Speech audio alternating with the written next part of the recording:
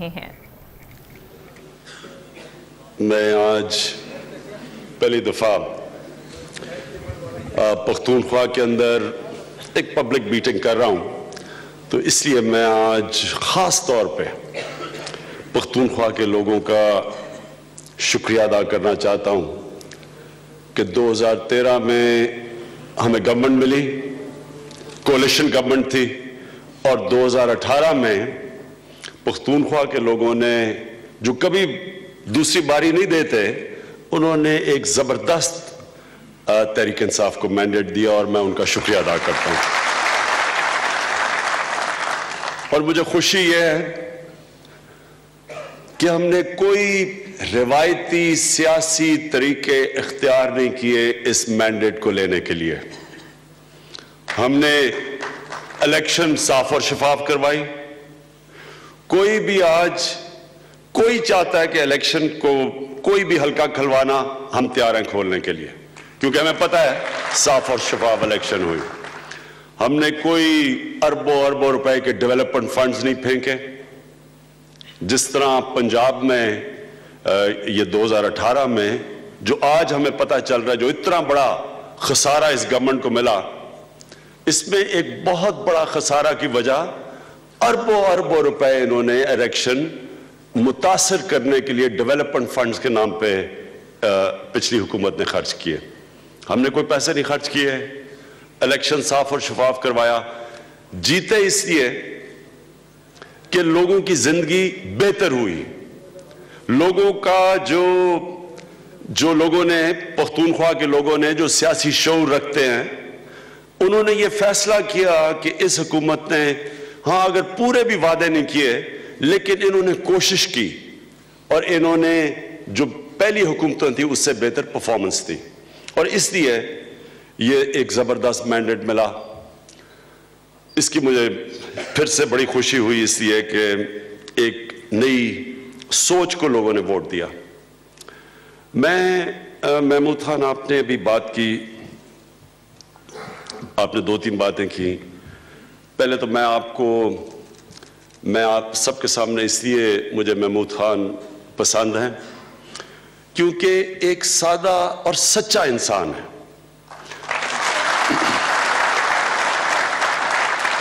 اور دوسرا مجھے محمود خان کی ایمانداری کے اوپر پورا اعتماد ہے۔ جتنا بھی عقل مند آدمی ہو، اگر وہ ایماندار نہیں، دیانتدار نہیں، اس کی عقل کا کوئی فائدہ نہیں۔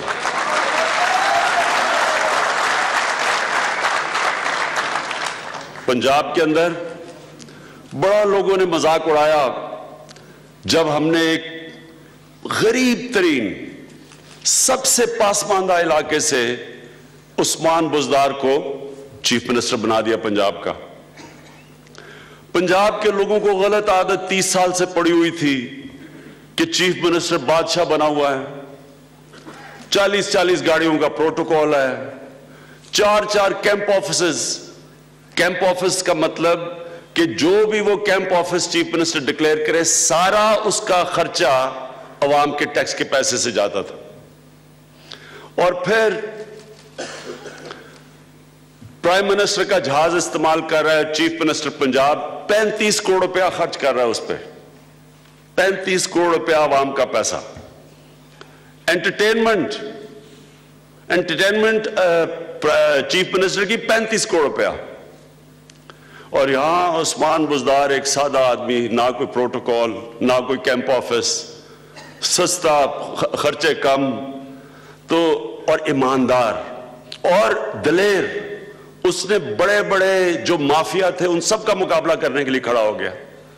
اور اسی طرح یہ جو 2 چیف منسٹر پنجاب اور پختونخوا کے میں نے سلیکٹ کیے، مجھے ان کے پر کانفیڈنس تھا کہ کھڑے ہوں گے، یہ کسی پریشر میں نہیں آئیں گے، یہ کسی مافیا کا حصہ نہیں بنیں گے، یہ دیانتداری سے جو پیسہ پختونخوا کے لوگوں کا ہے ان لوگوں پہ خرچ کریں گے۔ لیکن مجھے سب سے زیادہ آج خوشی ہوئی جب محمود خان نے مجھے صبح جو شیلٹر ہاؤس غریب لوگوں کے لیے جو سڑکوں پہ سوتے تھے ان کا جو بھی گھر دکھایا صبح، جو انہوں نے زبردست بنایا ہے. میں خاص خراج تحسین محمود خان آپ کو پیش کرتا ہوں اس کی. اور آپ نے 5 پشاور میں اب 5 وہ گھر بنایا, ہم تو ان کو پناہ گاہ کہتے تھے, انہوں نے مہمان خانہ اس کا نام رکھا ہے. 5 وہ لوگ جن کے پاس اتنے وسائل نہیں کہ وہ اس سردی کے اندر اپنے سر پہ چھت رکھ سکیں, مزدور آتے ہیں, باہر سے آتے ہیں لوگ, ان کے لیے 5 پشاور کے اندر آپ یہ مہمان خانے بنائے ہیں. تو میں اس کے لیے آپ کو خاص آج مبارک دیتا ہوں. میرے یہاں وزیر بھی بیٹھے ہوئے ہیں, ایم پیز بھی ہیں. میں آپ کو سب کو ایک بات کہنا چاہتا ہوں. دیکھیں, ہم سب بات کرتے ہیں, ہم اسلامی ریاست کی بات کرتے ہیں. میں یہ 70 سال سے سنتا آ رہا ہوں, جب 70 سال تو نہیں, میری عمر 66 سال, تو 5 سال ہی کام ہوں میں. تو جب سے پاکستان بنا ہے, اسلامی ریاست کے میں نام سنتا آیا ہوں. اور میں اپنی سامنے ہم نے آنکھوں کو دیکھا ہے کہ غریب اور امیر میں فرق بڑھتا گیا ہے. غریب ہوتا گیا ہے, امیر بڑھتا گیا ہے. اور میں وہ سٹیٹسٹکس دیکھ رہا تھا کہ تقریباً 1965 سے جو ہمارے بچے جن کو کہتے ہیں سٹنٹڈ گروتھ بیماری, یہ یاد رکھنا یہ بڑی خوفناک بیماری ہے کہ بچے کو کیونکہ خوراک نہیں ملتی, نہ اس کا ذہن پورا ڈیولپ ہوتا ہے, نہ اس کا جسم پورا بڑھتا ہے. تو سوچیں کہ اگر ایک ماں اور بچے کو خوراک پوری نہیں ملتی تو اس کا مطلب ان کے پاس ان کے کیا حالات ہوں گے. تو ہمارے ملک میں کبھی بھی 40% سے نیچے ہم نہیں آئے سٹنٹڈ گروتھ پہ. اس کا مطلب کہ ہماری جو اکثریت تھی وہ ہمیشہ غربت کے لکیر کے اوپر یا نیچے تھی. میں نے کبھی کسی کو نہیں سنا, میں نے جب بھی جتنی بھی حکومتیں آئیں, صرف ایک دفعہ ذوالفقار علی بھٹو نے شروع کیا تھا, پہلی دفعہ عوام کا نام سنا تھا. لیکن میں نے کسی حکومت کو یہ نہیں سوچا کہ یہ جو آبجیکٹیو ریزولوشن جو پاکستان کے فاؤنڈنگ فادرز تھے, جنہوں نے پاکستان کو جو پہلی جو آبجیکٹیو ریزولوشن بنائی تھی, اس میں واضح لکھا ہوا تھا کہ پاکستان ایک اسلامی فلاحی ریاست بنے گا. لیکن میں نے کبھی کسی کو نہیں دیکھا کہ اس کو فلاحی ریاست پہ لے جانے کے لیے کوئی میں نے قدم نہیں دیکھے, کوئی میں نے سوچ نہیں دیکھی. ساری پالیسیز بنتی تھی ایک چھوٹے سے طبقے کے لیے. سب سے امپورٹنٹ تو یہ دیکھ لینا, جس ملک کا تعلیمی نظام امیر کو امیر کرے اور غریب کو غریب کرے, وہ کیسے فلاحی ریاست بن سکتی ہے؟ ایک تعلیم کا نظام ہی ایک ناممکن بنا دیتا ہے ایک عام گھر کے بچے کو اوپر آنے کے لیے. وہ کیسے وہ سی ایس پی کا امتحان دے, کیسے وہ ڈاکٹر بنے, کیسے انجینئر بنے, اگر اس کو ہم نے وہ تعلیم دے رہے ہیں جس سے وہ اوپر ہی نہیں آ سکتا. کہتا ہے کہ نبی صلی اللہ علیہ وسلم کے راستے پہ چلو. ان کا راستہ تھا مدینہ کی ریاست. انہوں نے اصول بنائے تھے جس کے اوپر مدینہ کی ریاست کھڑی ہوئی تھی. وہاں پیسہ نہیں تھا ان کے پاس. ابھی تیمور جھگڑا کہہ رہا ہے جی پیسے کدھر سے آئیں گے, تو ان کے پاس پیسے کدھر سے آئے تھے جب انہوں نے یتیموں کو, بیواؤں کو, معذوروں کو, لوگ تو مدینہ کی ریاست تو غریب تھی. جو پہلی جنگ بدر ہوئی تھی 313 جو لڑنے والے تھے سب کے پاس تلواریں بھی نہیں تھی, ڈنڈوں سے کے لڑے تھے, تو وہ تو غریب تھے. لیکن انہوں نے پرائیورٹی دی, اپنے اوپر پیسے نہیں لگائے, محل نہیں بنایا. جب ان کی فوجوں نے جیتنا شروع کیا تو اس پیسے سے انہوں نے کوئی بڑا محل نہیں بنا لیا اپنے لیے. اور وہ سارے جو خلفائے راشدین تھے سب نے سادگی سے زندگی گزاری. عوام کا پیسہ عوام پہ خرچ کیا, پیسے والوں سے ٹیکس لیا جس کو زکوٰۃ کہتے ہیں, عوام پہ خرچ کیا, غریبوں پہ خرچ کیا, معذوروں پہ, کمزوروں پہ, یتیموں پہ. تو یہ تھا تاثر پاکستان کا. یہ کسی مقصد کے لیے ایک ملک بنا تھا, اس کا ایک آبجیکٹو تھا, مقصد تھا. تو جب آپ یہ کام کرتے ہیں, یہ جو آپ نے کیا محمود خان, یہ ہم نے ایک پیغام دیا ہے, اپنی قوم کو پیغام دیا ہے کہ یہ مختلف ہے اسٹیٹ, یہ مائنڈ سیٹ مختلف ہے. پیسے نہیں بھی ہیں تو ہم نے اپنے کمزور طبقے کی مدد کرنی ہے, اس کو اوپر اٹھانا ہے. اور جو بھی میرے وزیر ہو یہاں بیٹھے, اب سب اپنے ذہن میں ڈالیں, جب آپ آفس جائیں پہلے تو سب کو آفس جانا چاہیے, ہر روز آفس جانا چاہیے, شام تک بیٹھنا چاہیے وہاں, اور مجھے پتا چل جائے گا کون آفس نہیں جاتا, اور پھر کوئی نہ کہنا کہ جی میری وزارت لے لی ہے. اب تو ہمیں پرابلم بھی نہیں ہے.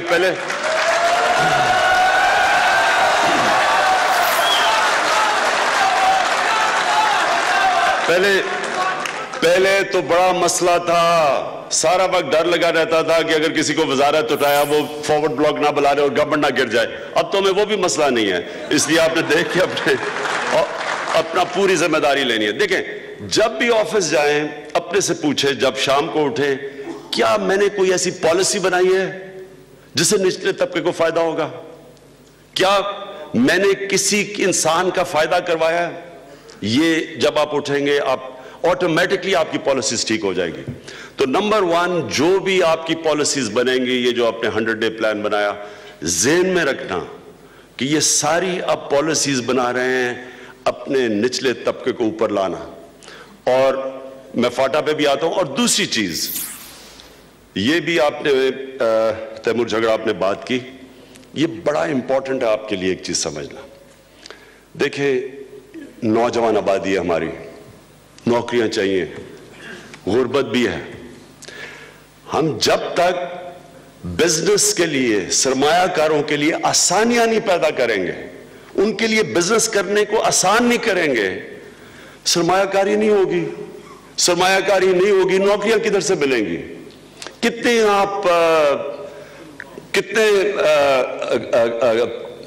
دیہات میں کام کر سکتے ہیں؟ آخر میں تو آپ کو سرمایہ کاری چاہیے. اور سب سے دنیا میں ڈیولپمنٹ تب ہوتی ہے جب اس ملک میں انویسٹمنٹ آئے, سرمایہ کاری ہو. اب مسئلہ یہ ہے, اور یہ بدقسمتی سے پاکستان کا مسئلہ ہے, ہمارا سارا جو انوائرمنٹ ہے وہ سرمایہ کاری کو روکتا ہے. ہماری جو بیوروکریسی ہے اس کو 1970 سے ایک ذہن میں چیز پڑی ہوئی ہے, جب سے وہ ایک نیشنلائزیشن ہوئی تھی پاکستان میں, کہ کوئی سرمایہ کاری بری چیز ہے, سرمایہ کار بری چیز ہے. یہ ہمارے پولیٹیشن میں بھی سوچ آ گئی, بیوروکریسی بھی. اس کا نتیجہ کیا ہوا کہ آہستہ آہستہ جو ہمارے سرمایہ کاروں نے پاکستان میں سرمایہ کاری کرنی تھی وہ جا کے دبئی چلے گئے, کوئی چلا گیا ملیشیا, کوئی بنگلہ دیش میں کر رہا ہے. پاکستان میں جب سرمایہ کاری نہیں ہوگی تو یہ حال ہے پاکستان کا کہ 21 کروڑ کے پاکستان میں صرف 24 ارب ڈالر ہماری ایکسپورٹ ہے, اور وہ ملیشیا جو کہاں تھا, کہاں پاکستان تھا اور ملیشیا کدھر تھا, آج ملیشیا کی 220 ارب ڈالر کی ایکسپورٹ ہے اور ان کی آبادی صرف 6 کروڑ ہے. سنگاپور کی 50 لاکھ کی آبادی کی ایکسپورٹ 330 ارب ڈالر ہے. کیونکہ ہم نے نہ سرمایہ کاری ہونے دی اور پھر نہ باقی بھی چیزیں کہ جو ہم نے نالج اکانومی بنانی تھی, تعلیم پہ انویسٹ کرنا تھا, ہیومن ڈیولپمنٹ یہ نہیں کیا ہم نے.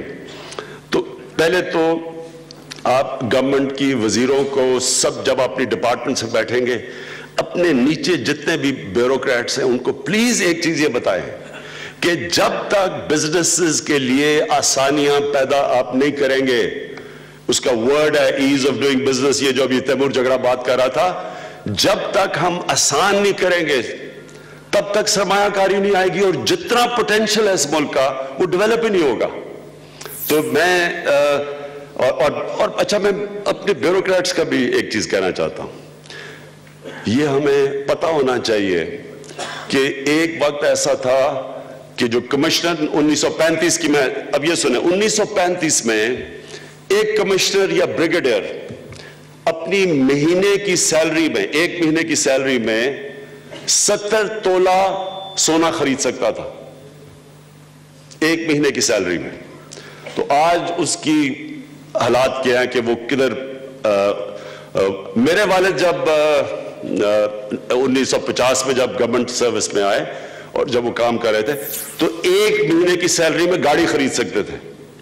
تو اب حالات ایسے ہیں کہ جو مہنگائی, انفلیشن وغیرہ کی وجہ سے اور آہستہ آہستہ ان کی سیلریز کم ہو گئی. تو ان کو ہمیں یہ سمجھنا چاہیے کہ ان کی پاس جو تنخواہیں ملتی ہیں اس پہ ان کا گزارا نہیں ہوتا.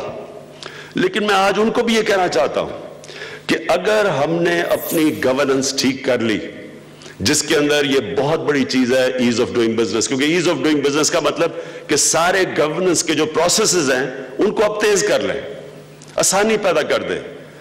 کئی دفعہ رشوت لینے کے اندر اور سلو ڈاؤن کر دیتے.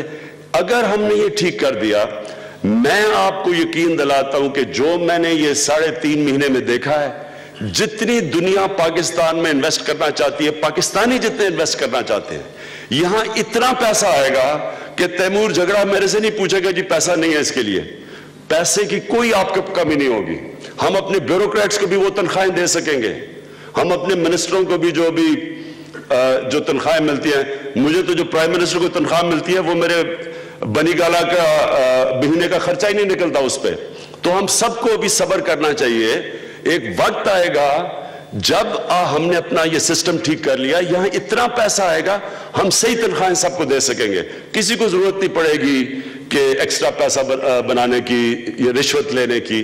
یہ انفارچونیٹلی ہو کیا رہا ہے کہ جتنا ہمارے سسٹم میں رشوت لیتے ہیں, جتنا ہمارے سسٹم کے اندر یہ ریڈ ٹیپزم آتی ہے, اتنی کم انویسٹمنٹ آتی ہے, اتنا ہی ملک میں خوشحالی نہیں آتی, ویلتھ کریشن نہیں ہوتی, اور ہم اس چین کے اندر پھنسے ہوئے ہیں. تو ہم نے اس کو توڑنا ہے. اچھا جی, اب میں صرف محمود خان, آپ کی جو بات آپ نے کی کہ آپ نے خرچے کم کر رہے ہیں, ہم کیوں خرچے کم کر رہے ہیں, یہ بڑا امپورٹنٹ آپ کے لیے سمجھنا ہے, کیونکہ اس کے پیچھے ایک فلسفہ ہے. ہمارے کئی نادان جرنلسٹ, بڑا پولیٹیشن نے مذاق اڑایا جی کہ پرائم منسٹر کے گھر گاڑیاں تو بیچی, بھینسیں بھی بیچ دی. بڑا مذاق اڑایا اس کے اوپر. اس کے پیچھے ایک فلسفہ ہے, یہ سمجھنا ہے آپ سب نے. دیکھیں, جو ہماری ملک کی بدقسمتی یہ ہے کہ یہاں 100 سال پاکستان میں 100 سال ہم نے غلامی کی انگریز کی. انگریز کی غلامی میں کیا ہوا, انگریز یہاں سے پیسے ہمارے ٹیکسوں کے اوپر بڑے بڑے شاہناہ طریقے سے لیتا تھا. یہ جو گورنر ہاؤس ہے, یہ گورنر ہاؤس آپ دیکھیں کتنا بڑا محل بنا ہوا ہے, یہ یہاں کے لوگوں کے ٹیکس کے پیسے پہ بنا ہے. تو پیسہ ہوتا تھا عوام کا, اور بادشاہ سلامت باہر سے آ کے ہمارے اوپر بادشاہ کی طرح رہتے تھے. لوگوں کو غلام سمجھتے تھے, وہ لوگوں کے پاس حقوق ہی نہیں تھے, وہ باہر سے آ کے ہمارے اوپر حکومت کر رہے تھے. تو ان کا جب کوئی پیسہ چوری کرتا تھا تو وہ اس کو غلط نہیں سمجھتا تھا. وہ باہر کے لوگ تھے, حکمران تھے, اس کو اپنا پیسہ نہیں سمجھتا. حکومت کے پیسے کو لوگ اپنا پیسہ نہیں سمجھتے تھے, لہٰذا ٹیکس چوری کرنے کو بھی کوئی برا نہیں سمجھتا تھا, اور کرپشن کرنے میں یعنی حکومت کا پیسہ چوری اس کو برا نہیں سمجھتے تھے, کیونکہ وہ ہمارے نہیں تھے, وہ باہر سے آئے ہوئے تھے. ہماری بدقسمتی یہ کہ جب آزادی ہوئی تو ہماری حکومتوں نے یہ نہیں کوشش کی اپنے لوگوں کو اپنا بنانے کے لیے کہ یہ اب عوام کی حکومت ہے. وہ بھی جو ہمارے لوگ آئے وہ بھی حکمرانوں کی طرح یہاں انہوں نے حکومت کی, وہ بھی ہمارے لوگوں نے بھی. اب دیکھیں وہی گورنر ہاؤس ہے, کسی نے فکر نہیں کی کہ ایک طرف 40% لوگ آپ کے غربت کی لکیر کے نیچے, بچوں کو آپ خوراک نہیں دے سکتے, بچوں کو پڑھا نہیں سکتے, صاف پینے کا پانی نہیں دے سکتے, اور اتنے بڑے محل میں ایک آدمی رہتا ہے. یہ کسی نے نہیں سوچا. ابھی میں نے وہ جب کہا کہ لاہور کی گورنر ہاؤس کی دیوار توڑنی چاہیے, توڑ کے فینس لگانا چاہیے, وہ کیوں کہا؟ اور وہاں لوگوں کو جانا چاہیے, یہ عوام کی پیسے پہ بنے ہوئے, یہ عوام کے ہیں.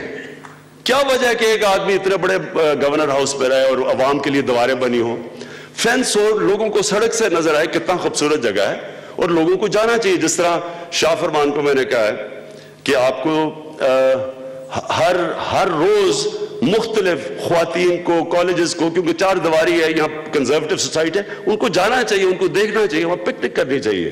عوام کے لیے یہ چیزیں. اور محمود خان نے آج اچھا مجھے بتا دیا کہ شاہ فرمان نے یہ کہا کہ وہ جو پیسہ ان کا تھا ہی نہیں, کہتا میں نے وہ پیسہ ہی نہیں خرچ کیا. یہ بھی پہلی دفعہ ہوا ہے. لیکن یہ ضروری ہے، دیکھیں یہ ضروری ہے سب کے لیے کہ اگر ہم نے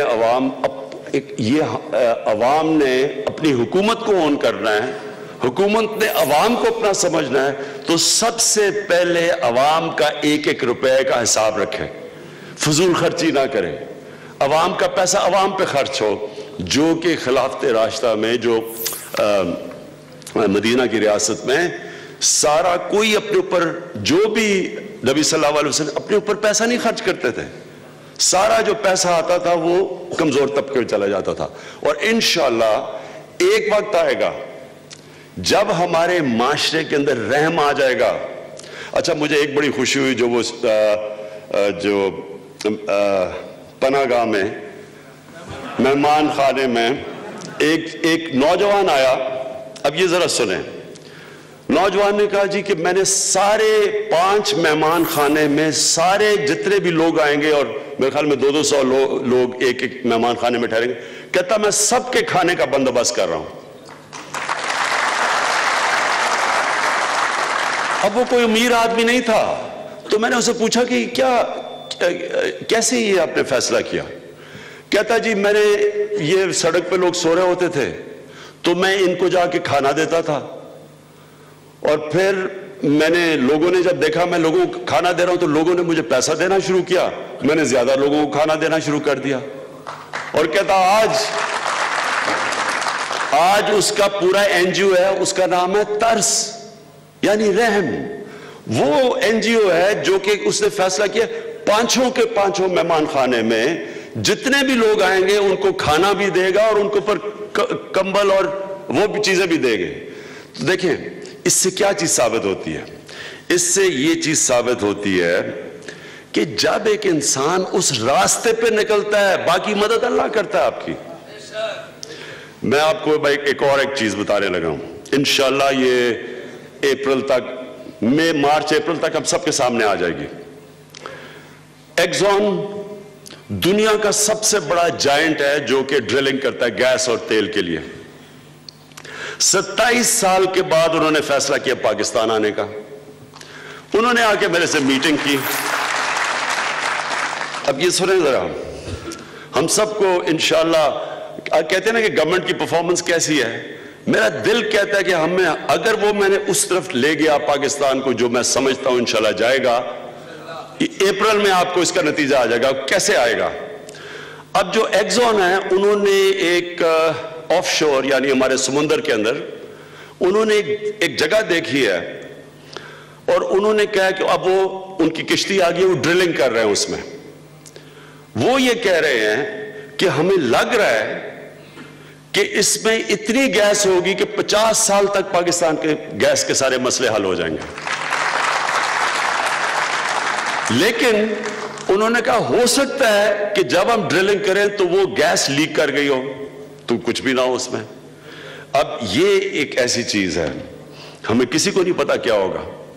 میرا دل کہتا ہے کہ اگر ہمارے معاشرے میں رحم کی حکومت آ گئی، اوپر والے کی برکت آئے گی اور اس میں سے گیس نکلے گی. اچھا جی، اب میں اس کے اوپر صرف آخری چیز کہہ دوں، یہ جو عوام کا پیسہ خرچ کیا جاتا ہے، ایک طرف تو ہمارے چیف منسٹر ہیں، پیسہ ایک ایک دیکھ کے خرچ کر رہے ہیں، دوسری طرف ایک پنجاب کے چیف منسٹر تھے. پہلے تو انہوں نے بڑے بھائی اور چھوٹے بھائی نے صرف اشتہاروں پہ 40 ارب روپیہ خرچ کیا اپنی تصویریں لگا کے. پھر جو میں آپ کو بتا رہا ہوں 35 ارب روپیہ انٹرٹینمنٹ میں چیف منسٹر پنجاب نے، اور 35 کروڑ روپیہ انٹرٹینمنٹ میں 35 کروڑ روپیہ پرائم منسٹر کا جہاز استعمال کیا. اب یہ لوگ پوچھ ٹیکس کیوں روک دیں؟ اگر میرا ٹیکس ایسے استعمال ہو رہا ہے میں کیوں ٹیکس دوں گا؟ ساری دنیا میں پاکستان اس وقت سب سے کم ٹیکس دیتا ہے. پاکستانی جو دنیا میں سب سے زیادہ خیرات دیتے ہیں سب سے کم ٹیکس دیتے ہیں. اور اس لیے یہ ضرورت ہے کہ ہم آپ سب پاکستانی قوم نظر رکھے، جو بھی حکومت کرے ان کے اوپر نظر رکھیں، ان کے جو وہ جس طرح پبلک کا پیسہ استعمال کرتے ہیں آپ نظر رکھیں اس کے اوپر، کیونکہ آپ کا پیسہ ہے. یہ وہ انگریز کا زمانہ نہیں جب وہ حکمران آیا تھا، یہ تو آپ کے ٹیکسوں کے پیسے پہ حکومت چل رہی ہے. اور جو کرپشن ہے وہ عوام کا پیسہ چوری ہوتا ہے. ہم نے ابھی صرف اسلام آباد میں کم از کم 350 ارب روپے کی زمین جو انکروچ ہوئی تھی وہ چھڑوائی ہے. 350 ارب روپے کی. ادھر پنجاب میں میرے اس سے بھی زیادہ انہوں نے انکروچمنٹ کی ہوئی تھی، بڑے بڑے مافیا نے زمین چھڑوائی ہے. اس کے اوپر ہم دیکھ رہے ہیں کہ ٹی وی پہ کوئی کہہ رہا ہے جی دیکھیں عورتوں کو نکال دیا، یہ پورا پروپیگنڈا کر رہے ہیں. یعنی یہ عوام کی زمین ہے. حکومت کی زمین کا مطلب عوام کی زمین ہے. اس میں بڑے بڑے مافیوں نے قبضہ کیا عوام کی زمین. اور جب ہم لوگوں کو یہ اعتماد دیں گے، ٹیکس دیں گے، اور اس ملک میں یہ سوچیں کہ اس وقت حالات کیا ہیں کہ صرف سارے 21 کروڑ پاکستان میں صرف 72,000 لوگ ہیں 72,000 لوگ ہیں جو 2 لاکھ روپے کی انکم دکھاتے ہیں. 21 کروڑ پاکستانیوں میں جو 2 لاکھ روپے مہینے کی انکم دکھاتے ہیں. آپ سوچیں کہ 2 لاکھ روپے مہینے کی انکم کیا ہے. یہ بڑے بڑے گھروں میں گاڑیاں رکھیں آپ تو 2 لاکھ تو وہی تو سارے پاکستان میں صرف 72,000 لوگوں نے ڈکلیئر کیا ہے. یہ ملک نہیں چل سکتا ایسے جب تک کہ لوگ جن کے پاس پیسہ ہے جو ٹیکس نہیں دیتے وہ ملک نہیں چلے گا. اور وہ اس کے لیے ہم نے کیا کرنا ہے، ایک انوائرمنٹ بنانی ہے، لوگوں کو اعتماد دینا ہے کہ آپ کا ٹیکس ہمارے مغل اعظم لائف سٹائل پہ نہیں خرچ ہوگا، یہ عوام پہ خرچ ہوگا. میں اب آپ کے سامنے یہ صرف موٹی موٹی چیزیں یہ جو آج آپ نے باتیں کی ہیں میں صرف چیزیں رکھنا چاہتا ہوں آپ کے سامنے. دیکھیں سب سے پہلے تو پشاور اگر انشاءاللہ اور جس طرح حالات جا رہے ہیں، وہی امریکہ جو ہمیں ڈومور کہہ رہا تھا آج ہمیں کہہ رہا ہے کہ افغانستان میں ہماری بات چیت کروا دو طالبان سے. میں جب کہتا تھا کہ بات چیت کے بغیر یہ مسئلہ حل نہیں ہوگا تو مجھے طالبان خان کہتے تھے. اب اللہ کا کرم ہے، اللہ الحق ہے، تو آج بات چیت ہو رہی ہے اور انشاءاللہ 17 کو پاکستان نے بات چیت کروائی امریکہ اور طالبان کی. اگر یہاں امن ہو گیا افغانستان میں، یہ یاد رکھیں پشاور وہ شہر ہے جو کہ آپ اندازہ نہیں لگا سکتے کہ کیا سے کیا بن جائے گا، کیونکہ یہ سارا آگے روٹ چائنا کی بھی وجہ سے، کنیکٹیوٹی سی پیک کی وجہ سے یہ سینٹرل ایشیا تک روٹ کھل جائے گا. اس کا مطلب کہ پشاور ایک ہب بن جائے گا. پشاور ایک وہ جگہ بن جائے گی جو کہ کامرس کا ہب بن سکتا ہے اور پھر ٹورزم کا ہب بن سکتا ہے. میں انشاءاللہ کیونکہ پہلے میں کوشش کرتا رہا ہوں لیکن میرے پاس اختیار نہیں تھے، اب میرے پاس اختیار ہے.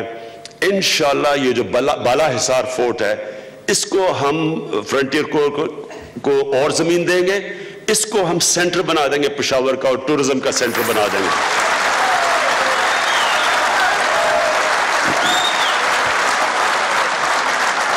سوچیں کہ ٹورزم سے کتنا پیسہ آئے گا. وہ جو سینٹر بن جائے گا بالا حصار، ادھر ہم چھوٹے چھوٹے اینٹیک ہوٹل و ریسٹورنٹس بن جائیں گے، وہ سارا پشاور کا سینٹر بن جائے گا. اور انشاءاللہ آپ دیکھیں گے کہ جو پرانا شہر ہے پشاور کا، یہ یاد رکھیں پشاور کا شہر دنیا کی سب سے وہ کہتے ہیں دی اولڈسٹ لیونگ سٹی، جو ابھی بھی یہ سب سے 2500 سال پرانا ہے یہ پشاور کا سینٹر. تو اس کو ہم نے ڈیولپ کرنا ہے. ایک آگے وہ ایک واک بنائی ہوئی ہے، وہ جو ہیریٹیج. وزیراعظم عمران خان خطاب کر رہے ہیں. حکومت کی 100 روزہ کارکردگی کی تقریب سے خطاب کر رہے ہیں. انہوں نے کہا کہ خیبر پختونخوا عوام پی ٹی آئی کو دوبارہ مینڈیٹ دیا ہے. خیبر پختونخوا عوام کے لیے بے حد مشکور ہے اور خوشی اس بات کی نئی سوچ کو لوگوں نے ووٹ دیا. ہم نے اس مینڈیٹ کو پانے کے لیے کوئی روایتی اور سیاسی طریقہ اختیار نہیں کیا. اور خاص طور پر وزیر اعلیٰ محمود خان کی انہوں نے تعریف کی. انہوں نے کہا کہ 5 شیلٹر بنانے پر محمود خان کو مبارکباد پیش کرتا ہوں. ہم نے غریب طبقے کی مدد کرنی ہے اور ملک میں سرمایہ کاری ہوگی تو ملک ترقی کرے گا۔ پشاور میں خیبر پختونخوا کی 100 روزہ کارکردگی سے متعلق تقریب میں وزیر اعظم عمران خان خطاب کر رہے تھے۔ اس موقع پر انہوں نے کہا کہ ہم نے کوئی اربوں روپے کے فنڈز نہیں بانٹے، پھر بھی خیبر پختونخوا کے عوام نے ہم پر اعتماد کیا اور دوسری باری دی۔ مجھے وزیر اعلیٰ پنجاب اور وزیر اعلیٰ خیبر پختونخوا پر پورا اعتماد ہے۔ یہ افراد سادہ اور ایماندار ہیں، انہیں کوئی لمبا چوڑا پروٹوکول تک نہیں چاہیے ہوتا جس طرح پچھلی صوبائی حکومتوں نے لیا۔ پاکستان کی تاریخ میں تمام پالیسیز چھوٹے سے طبقے کے لیے بنتی تھیں، کسی حکومت نے پاکستان کو فلاحی ریاست بنانے کی کوشش نہیں کی، لیکن اب ہم ایک تعلیمی نصاب لانے کے لیے اقدامات کر رہے ہیں۔ عمران خان نے کہا کہ عوام میں سیاسی شعور آ گیا ہے اور غریب کا پیسہ غریب پر خرچ ہوگا۔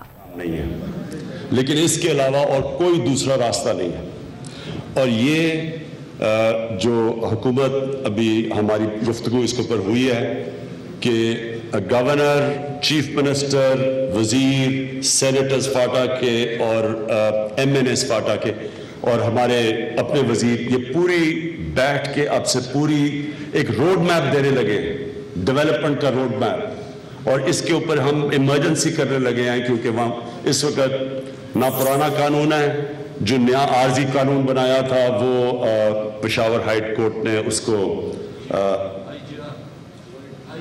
آئی جی آر اس کو انہوں نے اسٹرائک ڈاؤن کر دیا ہے، اور وہ ہم سپریم کورٹ میں جائیں گے کیونکہ ایک عارضی قانون چاہیے، اور یہ بڑا ضروری ہے کہ اس وقت فاٹا کے لوگوں کے پاس کوئی سسٹم نہیں ہے اور یہ ایک بہت بڑی ویکیوم ہے۔ تو آج ہم نے طویل ڈسکس اس کے اوپر بات چیت کی ہے اور انشاءاللہ اس کی پوری ایک روڈ میپ دینے لگے ہیں کہ جلدی سے جلدی ہم فاٹا کے اندر ڈیولپمنٹ کریں۔ سب سے پہلے ہیلتھ کارڈ دیں تاکہ ہیلتھ انشورنس ہو، فاٹا کے لوگوں کے پاس کم از کم کسی بھی اسپتال میں جائے ان کا علاج ہو سکے۔ اچھا، اس کے بعد جو لوکل گورنمنٹ سسٹم ہے یہ بڑا امپورٹنٹ ہے۔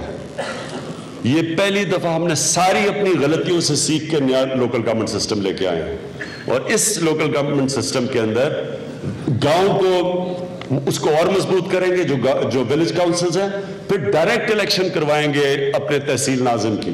اس سے کیا ہوگا کہ جو بلیک میل کیا جاتا تھا فنڈز کے اوپر وہ سب کچھ ختم ہو جائے گا، اور وہ ایک تکڑا تحصیل ناظم، اور یہ انشاءاللہ یہ انقلاب آئے گا۔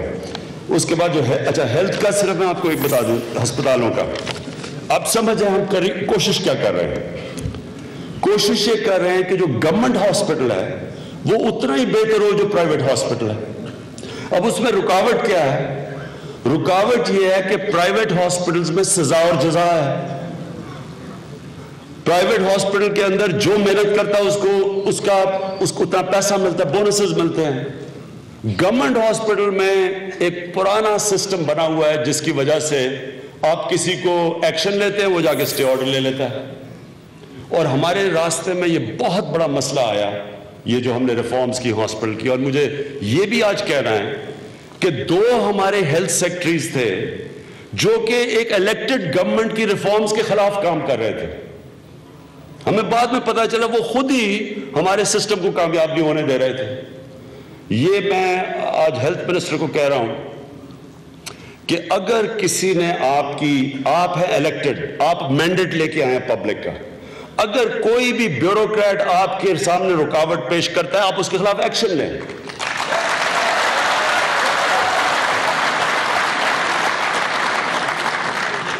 کہ یہ بعد میں پتا چلا کہ ہمارا کام ہی نہیں آگے بڑھ رہا تھا۔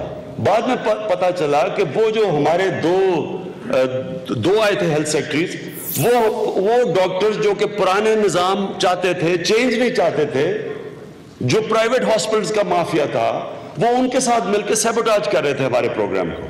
تو اس وقت آپ نے ہشام، آپ نے کسی قسم کی رعایت نہیں کرنی کسی کے اوپر، کیونکہ آپ کو مینڈیٹ ملا ہوا ہے۔ آپ کو آخر میں آپ اگر یہ کہیں گے کہ جی میں کیا کرتا، مجھے بیوروکریٹ نے کام نہیں کرنے دیا، لوگ آپ کو ڈنڈوں سے ماریں گے۔ ذمہ داری آپ کی ہے، اگر آپ کے نیچے کام نہیں کر رہا اس کو نکالیں، اگر وہ آپ کو سیبوٹاج کر رہا ہے اس کے خلاف ایکشن لیں، اس کو سروس سے نکالیں، لیکن جواب دیں آپ، ذمہ داری آپ کی ہے، آپ نے پرفارم کرنا ہے۔ اچھا جی، اس کے بعد رول آف لا، یہ بڑا ضروری ہے چیف منسٹر صاحب، کہ آپ نے سول پروسیجر کوڈ کا قانون پاس کیا ہوا ہے۔ کہ 1 سال کے اندر سارے سول کیسز کا فیصلہ ہوگا. پلیز اس کو امپلیمنٹ کروائیں. یہ بڑی مشکل سے آپ کی سول پروسیجر کوڈ بنی تھی. ہم ادھر فیڈرل لیول پہ بھی اب اس کو قانون میں لا رہے ہیں اور ہم فیڈرل لیول پہ بھی کرمنل پروسیجر کوڈ کو ٹھیک کر رہے ہیں تاکہ یہ جو مرڈر کیسز ہیں یہ سالوں سالوں چلتے ہیں ان کو جلدی ختم کیا جائے تاکہ پورا رول آف لا کا سسٹم ہم ٹھیک کریں. تعلیم کے اندر ویسے تعلیم میں پچھلی باری پختونخوا کی بڑی اچھی پرفارمنس تھی. میں ایکسپیکٹ کرتا ہوں کہ آپ اس کو ایک اور لیول پہ لے کے جائیں گے. پہلے سے جو آپ نے سبق سیکھے ان سے اور بہتر کریں گے. یہ بڑا امپورٹنٹ ہے کہ تعلیم کے اندر اور خاص طور پہ ہائر ایجوکیشن. مجھے پتہ ہے کہ ابھی تک ہمارے پاس وہ پیسہ نہیں ہے لیکن میں آپ کو یقین دلا رہا ہوں کہ پیسہ آ جائے گا.